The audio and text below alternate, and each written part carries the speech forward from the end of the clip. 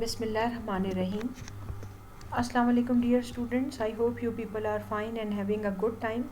I'm your teacher Saima Tanoli with the 16th lecture for civics, and inshallah today we will be completing chapter number 2, that is the constitutional development.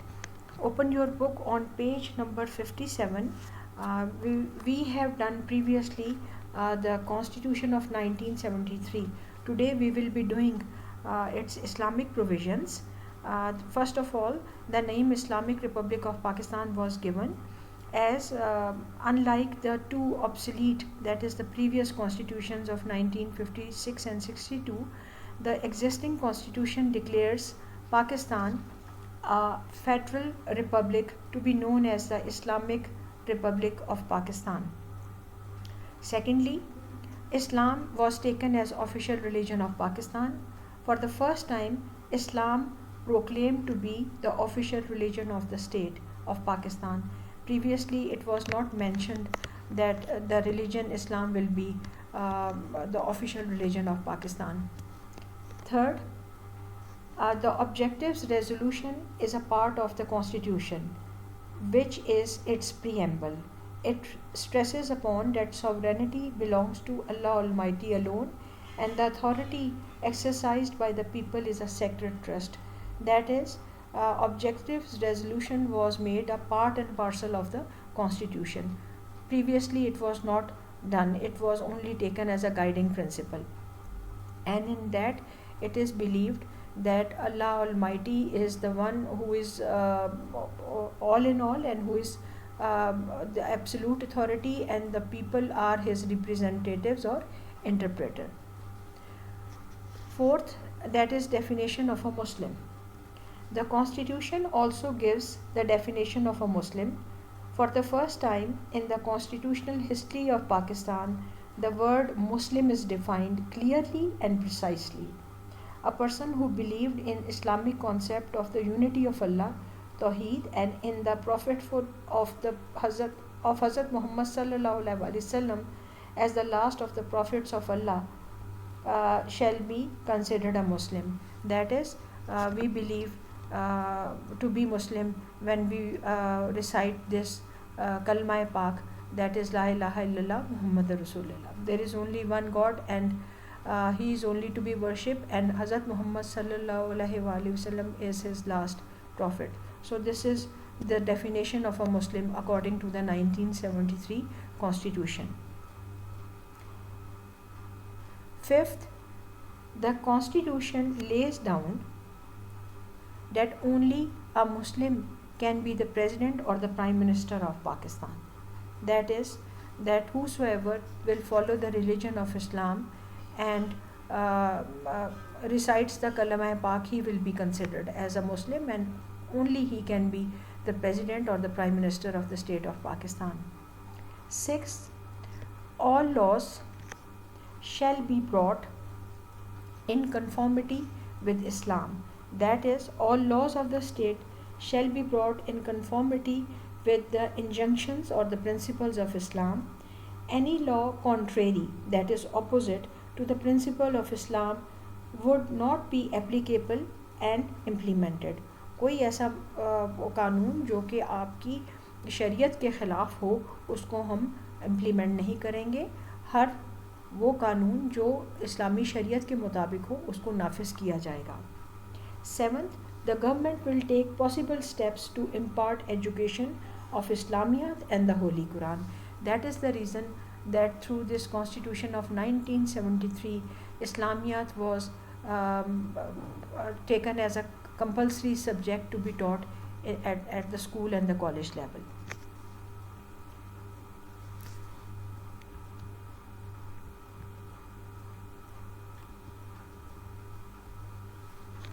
Law to be made for the printing of Holy Quran.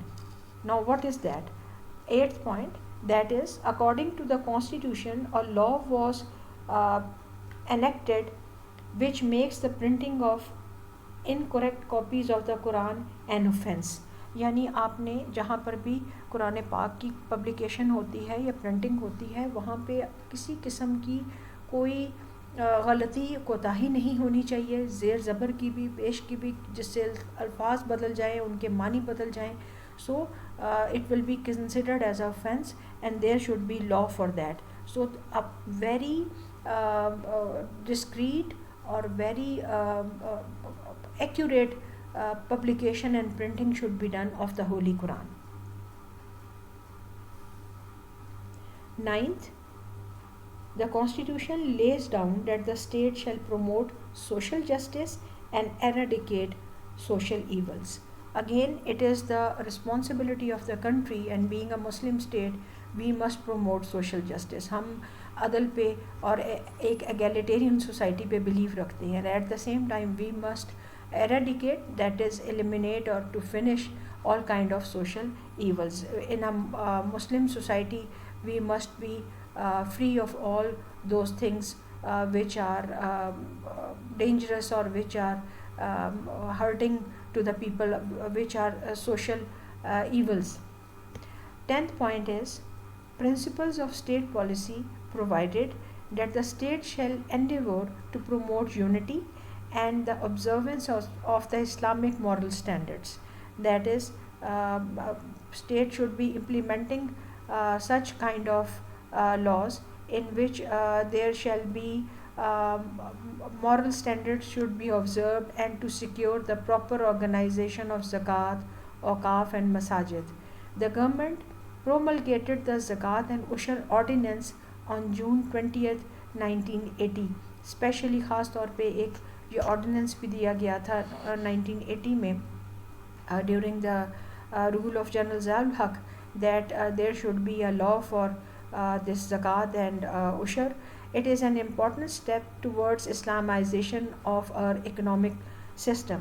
हमारे जो economic system को Islamise की तरफ लेके जाना, Islamisation के लिए, उसके लिए ये स्टेप्स लाए गए थे.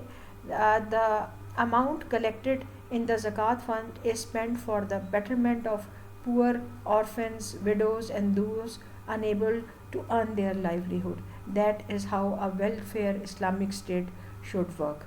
इसी सूरत में हम एक फलाही मुमलकत और एक इस्लामिक कंट्री बन सकते हैं.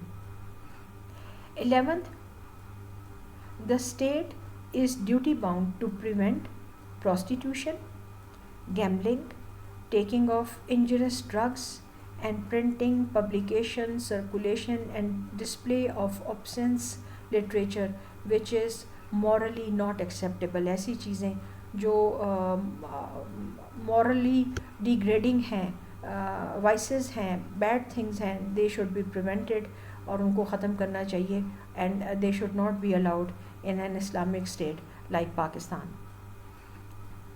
13, bounds of friendship, and at the same time 12 is the Constitution provides for the Council of Islamic Ideology to guide the government. Now how they will be guiding the government?